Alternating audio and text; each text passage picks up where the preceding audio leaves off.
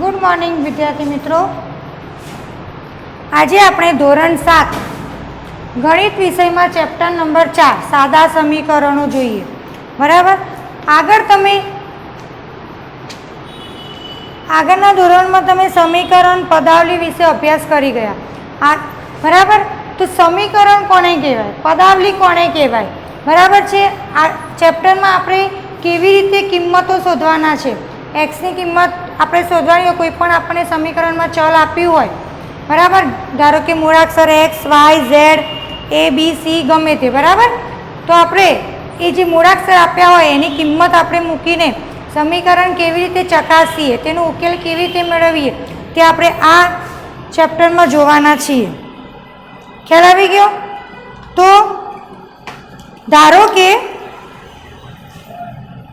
ધારો કે કોઈ છોકરી છે દીપિકા નામની, બરાબર, તો દીપિકા કોઈ સંખ્યા ધારે છે, એ આપણને જણાવતી નથી, પરંતુ કોઈ પણ એક સંખ્યા ધારે છે, તો એ આપણને એક હિન્ટ આપે છે કે હું જે સંખ્યા ધારી છે, બરાબર છે, એના હું 5 ગણા કરું। કેટલા? 5 ગણા કરું, અને એમાં હું 5 ઉમેરું, 5 ગણા કરું અને એમાં હું 5 ઉમેરું, તો એ સંખ્યા મળે છે, બરાબર છે। તો આપણે સમીકરણમાં જો એને ફેરવવું હોય, આપણે સંખ્યા એને જે ધારી છે એ આપણે શોધવી હોય તો કેવી રીતે શોધી શકીએ? તો એણે શું કર્યું છે કે આપણને કીધું છે કે હું કોઈ સંખ્યા ધારી છે એના 5 ગણા કરું, તો ધારો કે હું એ સંખ્યા શું લઉં છું? એક્સ, બરાબર છે, અને એ સંખ્યાના કેટલા ગણા કરવાના? 5 ગણા, બરાબર છે। અને શું કીધું છે એને કે હું એમાં કેટલા ઉમેરું છું? 5 ઉમેરું છું, બરાબર છે। તો એ સંખ્યા આપણને મળે છે, બરાબર છે। તો આપણે શોધવું હોય કે એને કઈ સંખ્યા મતલબ એને ધારી છે, તો આપણે શું કરીએ કે એક્સની વારાફરતી કિંમત મૂકીએ। ધારો કે 0 મૂકીએ, 1 મૂકીએ, 2 મૂકીએ, તો આપણને જવાબ મળે। તો ધારો કે આપણે એક્સ બરાબર જો 1 લઈએ તો શું મળશે? 5 ગુણ્યા 1 વત્તા 5, તો શું થશે? 5 એકા 5 વત્તા 5 બરાબર 10, બરાબર છે। તો કદાચ એને 10 સંખ્યા ધારી હોય, તો આપણે એને પૂછીએ કે શું તે 10 સંખ્યા ધારી છે? તો કે ના। તો હજુ આપણે આગળ પ્રયત્ન કરીએ, તો આપણે લઈએ x બરાબર 2, તો આપણે કિંમત મૂકીએ 5 ગુણ્યા 2 વત્તા 5, બરાબર છે। તો 5 દુ 10 વત્તા 5 બરાબર શું થશે? 15, બરાબર। તો એ જે દીપિકા, આપણે દીપિકાને પૂછીએ કે શું તે ધારેલી સંખ્યા 15 છે? તો કહે કે હા, તો મારી ધારેલી સંખ્યા કઈ છે? 15, તો આપણને જવાબ મળી જાય। પરંતુ જો હજુ એને જવાબ ધારેલી સંખ્યા ખોટી પડે આપણને, તો હજુ આપણે શું કરી શકીએ? એક્સની કિંમતમાં અહીંયા વધારો કરીએ, એક્સ બરાબર 3 લઈએ, એક્સ બરાબર 4 લઈએ, તો આગળ આપણે વધી શકીએ। ખ્યાલ આવી ગયો? તો આવી રીતે આપણે જવાબ શોધી શકીએ, બરાબર છે। પરંતુ એ આપણને એવું કહે કે મેં 5x ધારેલી સંખ્યા જો એ આપણને આપી દે, બરાબર છે, કે ધારેલી સંખ્યા બરાબર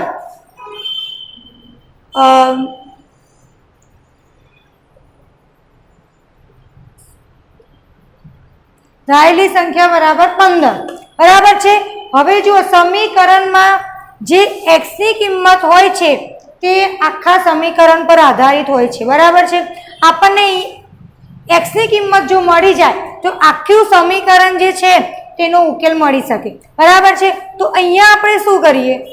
બરાબર, તો અહીંયા વચ્ચે બરાબર હોય, પદાવલી કોને કહેવાય? ફક્ત આવી રીતે આપી હોય 5x વત્તા 6, 5x માઇનસ 7, તો આ વસ્તુ શું થશે? પદાવલી।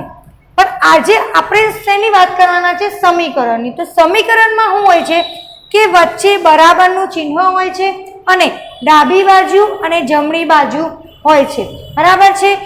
અને ડાબી બાજુ અને જમણી બાજુની વચ્ચે બરાબરનું ચિહ્ન હોય છે, અને આ બાજુની જે વેલ્યુ હોય છે, જે મૂલ્ય હોય છે, બરાબર છે, એ અને આ બાજુનું મૂલ્ય બંને સરખું હોય છે। ખ્યાલ આવી ગયો? આપણે જો આટલું મૂલ્ય મેળવીએ તો આપણને જવાબ આના બરાબર મળવો જોઈએ, એટલે કે ડાબી બાજુ બરાબર જમણી બાજુ થવી જોઈએ। ખ્યાલ આવી ગયો? તો જ સમીકરણનો ઉકેલ સાચો કહેવાય।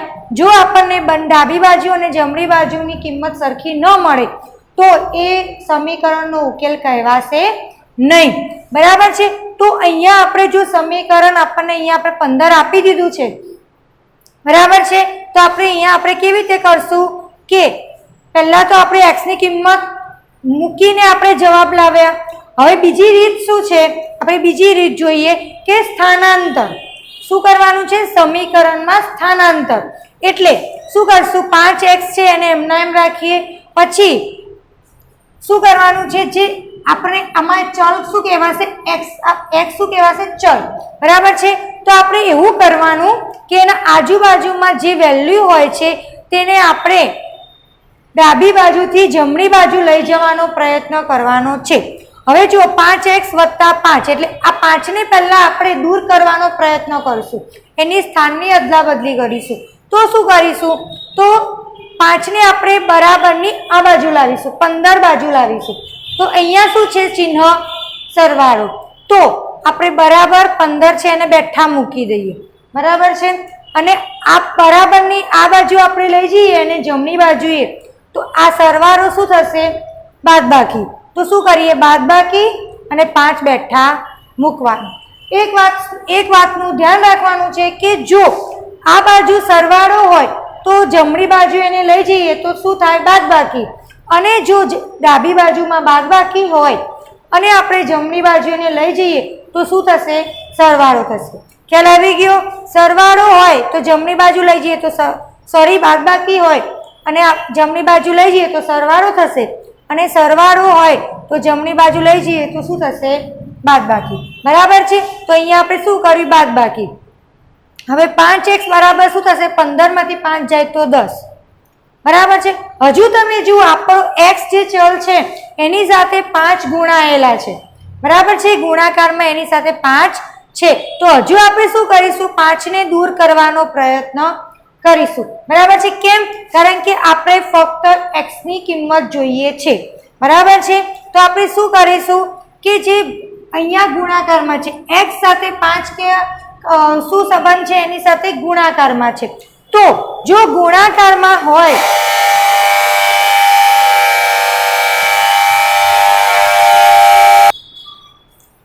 જો જમણી બાજુ ડાબી બાજુ ગુણાકારમાં હોય અને એ સંખ્યાને આપણે ડાબી બાજુ લઈ જવી હોય, બરાબર છે?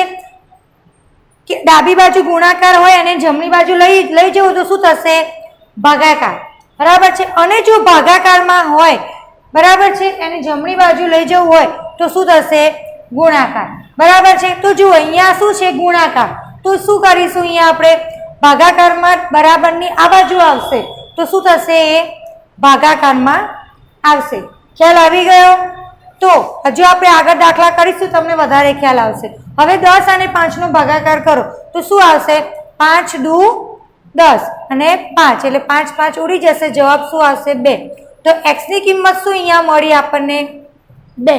બરાબર છે? હવે આ જો કિંમત છે 5x + 5, તો આપણે જો x ની કિંમત 2 મૂકી દઈએ અહીંયા તો શું આવશે? 10 + 5 એટલે 15। હવે તમે જુઓ અહીંયા આ બાજુ આપણને 15 મળ્યા અને આ બાજુ પણ 15 મળ્યા, એટલે શું થશે કે બંને સાઈડ ડાબી બાજુ અને જમણી બાજુ કેવી થશે? સરખી।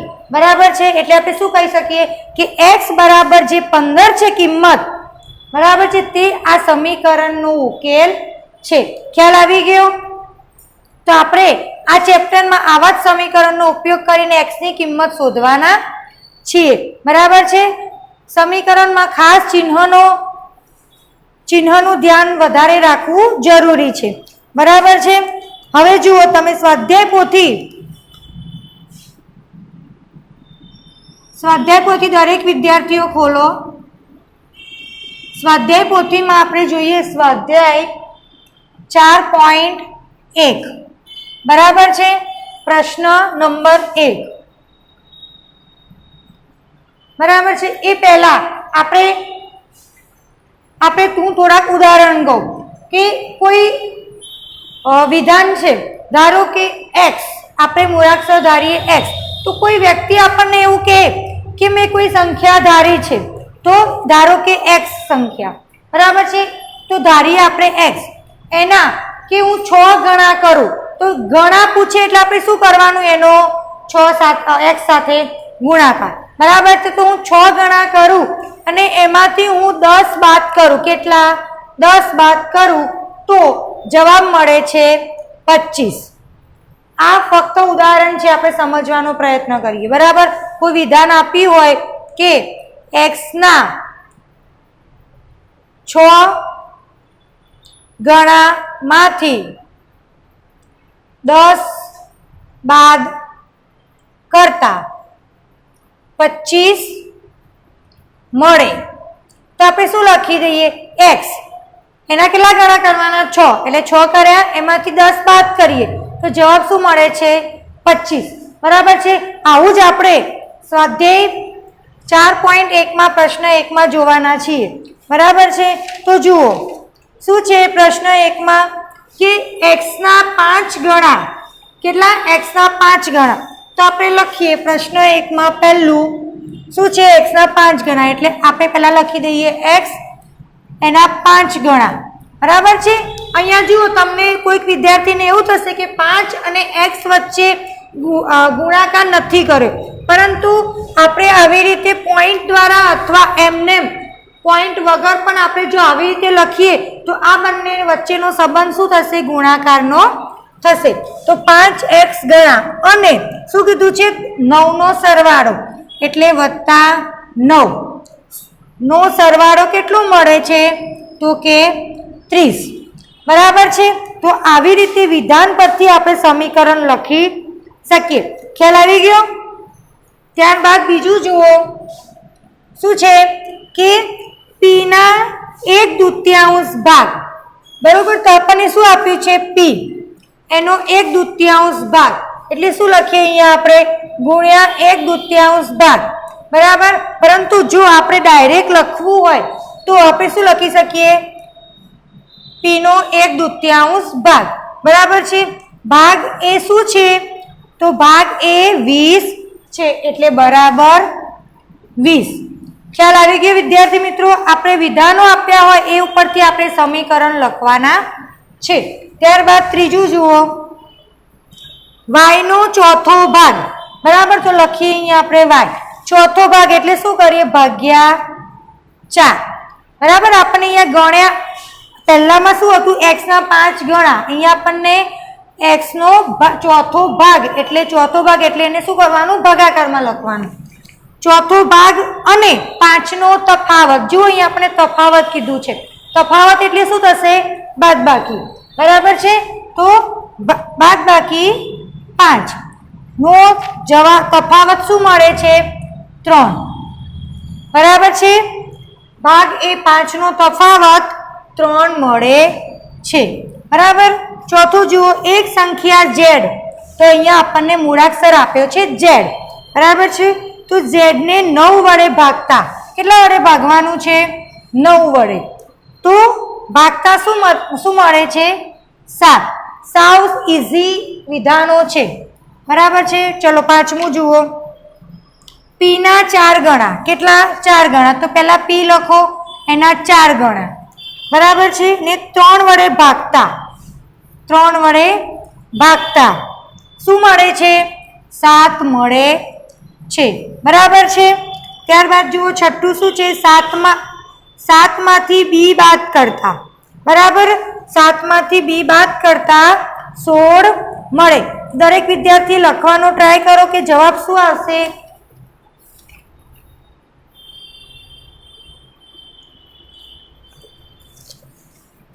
જુઓ શું કીધું છે, 7 માંથી b બાદ કરતા, તો 7 લખીએ, એમાંથી b બાદ કરવાનો છે, તો જવાબ શું મળે છે, 16, બરાબર। ચલો સાતમો દાખલો, m અને 7 નો સરવાળો કરો, ચલો મૂળાક્ષર લો, m વત્તા 7 નો સરવાળો કરો તો શું મળે છે, 14, બરાબર। ચલો આઠમું, a ના 1/7 ભાગમાંથી, ચલો a લો મૂળાક્ષર, એનો 1/7 ભાગ એટલે ભાગ્યા 7, માંથી 4 બાદ કરતા શું મળે છે?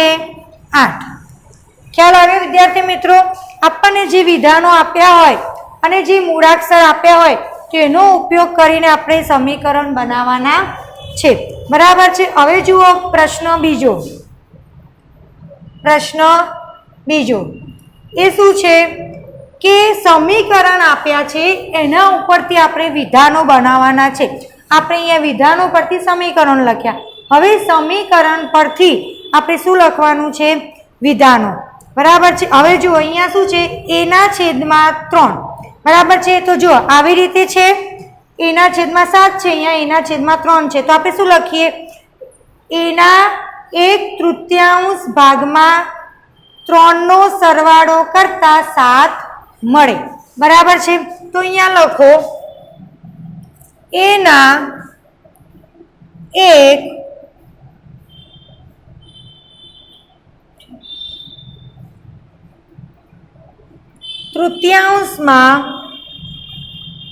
અથવા તૃતીયાંશમાં જુઓ સરવાળો કેટલો છે? +3. તો 3 ઉમેરતા 1/3 3 ઉમેરતા શું મળે છે? 7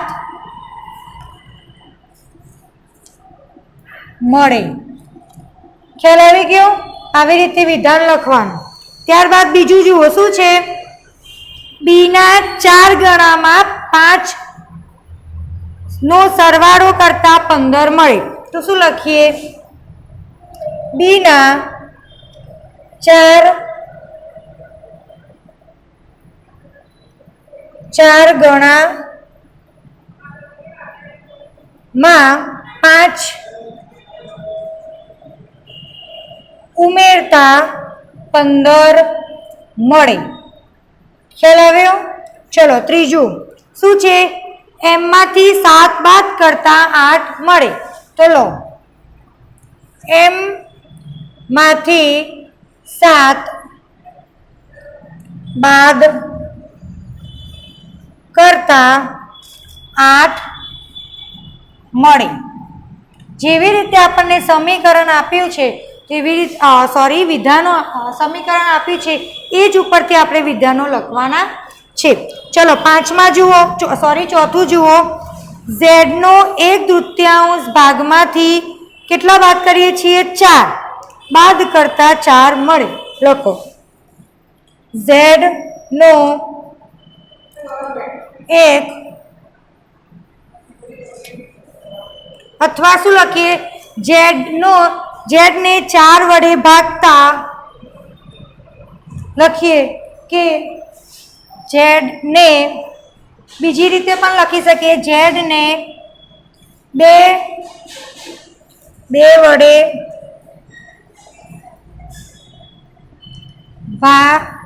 ભાગીને તેમાંથી 4 બાદ કરતા શું મળે છે? 4 મળે. બરાબર છે. આવી રીતે પણ લખી શકીએ અને આવી રીતે પણ લખી શકીએ 1/3. બરાબર છે. તો અહીંયા લખવાનું z ને 2/3. બરાબર છે. અથવા 2 વડે ભાગીને આપણે થોડુંક ચેન્જ કરીને પણ લખી શકીએ. ચલો પાંચમાં શું છે? જુઓ એના શું છે? પેલો એના 5 ગણા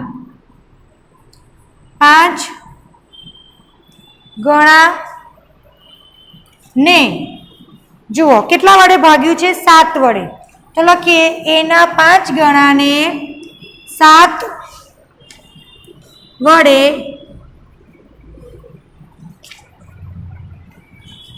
ભાગતા 15 મળે. ખ્યાલ આવ્યો? હવે છઠ્ઠું જુઓ શું છે? એમના 5 ગણા કરતા જવાબ શું મળે છે? 8 મળે. ખ્યાલ આવી ગયો? હવે જુઓ પ્રશ્ન 3 જોઈએ. પ્રશ્ન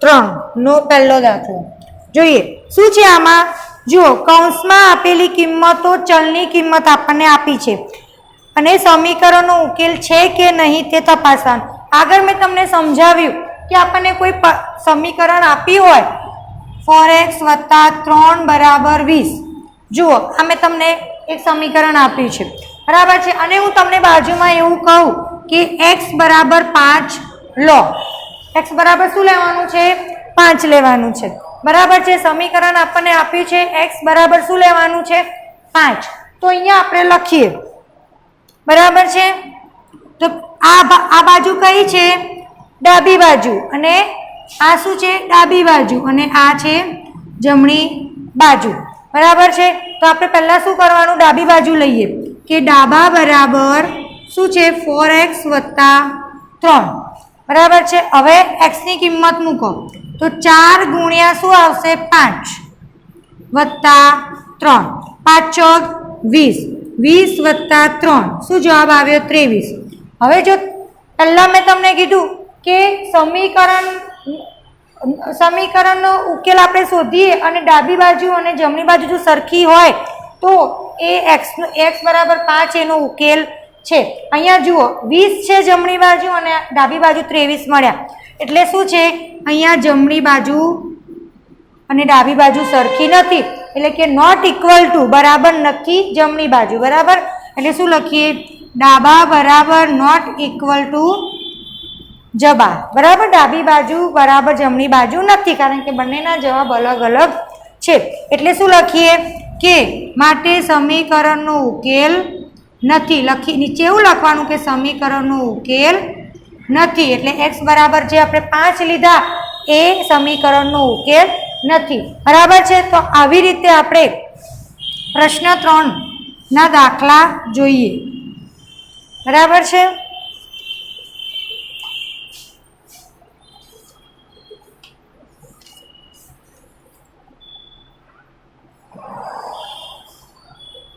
ચલો પહેલું શું છે 7x + 8 = 22 હવે જુઓ x ની કિંમત આપણને બાજુમાં આપી છે કેટલી આપી છે -2 બરાબર છે ચિહ્નમાં આપણે ભૂલ કરવાની નથી બરાબર છે તો હવે આપણે અહીંયા લખીએ ડાબી બાજુ શું થશે આપણી તો લખીએ ડાબી બાજુ બરાબર 7x + 8 બરાબર છે ચલો x ની કિંમત આપણે મૂકીએ 7 ગુણ્યા x ની કિંમત છે -2 + 8 ચલો 7 દુ શું થશે 14 અને આ ઋણ છે એટલે ઋણ ચિહ્ન આવશે +8 ચલો 14 માંથી આપણે બાદ કરીએ 8 બરાબર છે જુઓ અહીંયા એક ધન છે ને એક ઋણ છે એટલે શું થશે બાદબાકી અને ચિહ્ન શેનું આવશે મોટાનું આવશે 14 માંથી આપણે 8 બાદ કરી જવાબ આવશે 6 અને આ મોટાનું ચિહ્ન એટલે ઋણ 6 આવશે બરાબર છે હવે તમે જો ડાબી બાજુ બરાબર ઋણ 6 મળે છે અને જમણી બાજુ શું છે આપણું 22 એટલે શું થશે નોટ ઇક્વલ ટુ જમણી બાજુ કારણ કે બંનેના જવાબ સરખા નથી તો આપણે લખી શકીએ ડાબા બરાબર નોટ ઇક્વલ ટુ જમણી બાજુ એટલે આપણે લખીએ અહીંયા સવાલ શું પૂછ્યું છે સમીકરણનો ઉકેલ છે કે નહીં તો શું લખીએ માટે સમીકરણનો ઉકેલ નથી ખ્યાલ આવી ગયો ચલો હવે આપણે બીજો દાખલો જોઈએ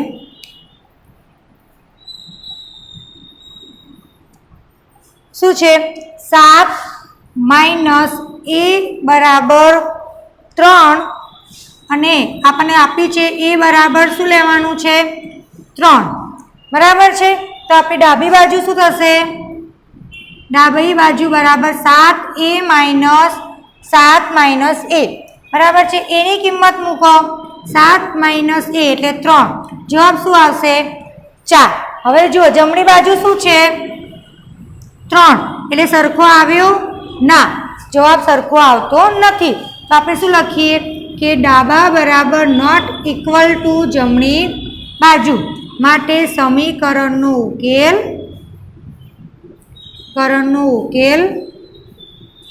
નથી બરાબર છે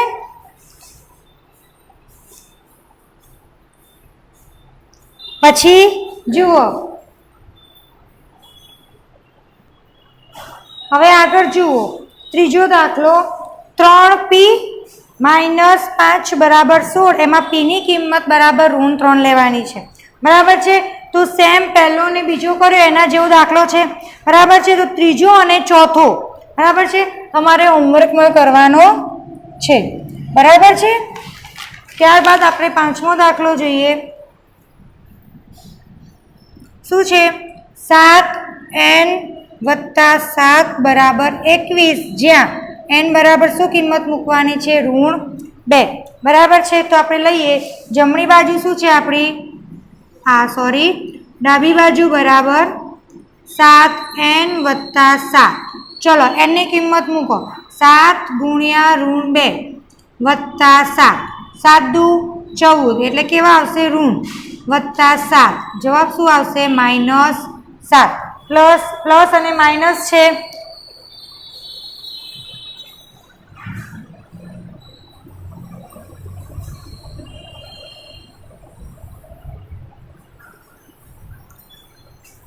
અહીંયા જુઓ જવાબ શું આવશે? ઋણ 7, બરાબર છે. તો તમે જુઓ ડાબી બાજુ અને જમણી બાજુ સરખી છે તો કે ના, બરાબર છે. તો શું લખીએ અહીંયા?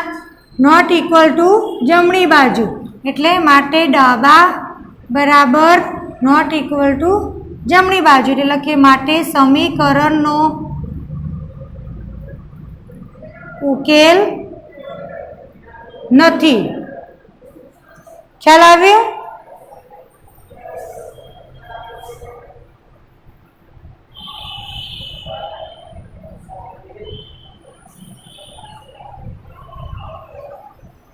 હવે ત્યારબાદ જુઓ છઠ્ઠો દાખલો, બરાબર છે.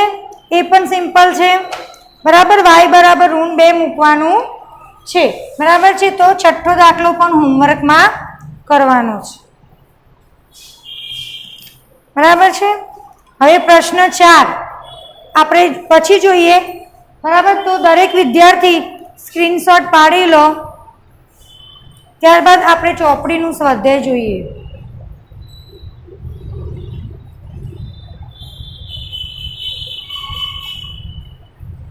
દરેક વિદ્યાર્થીઓ સ્ક્રીનશોટ પાડી લો.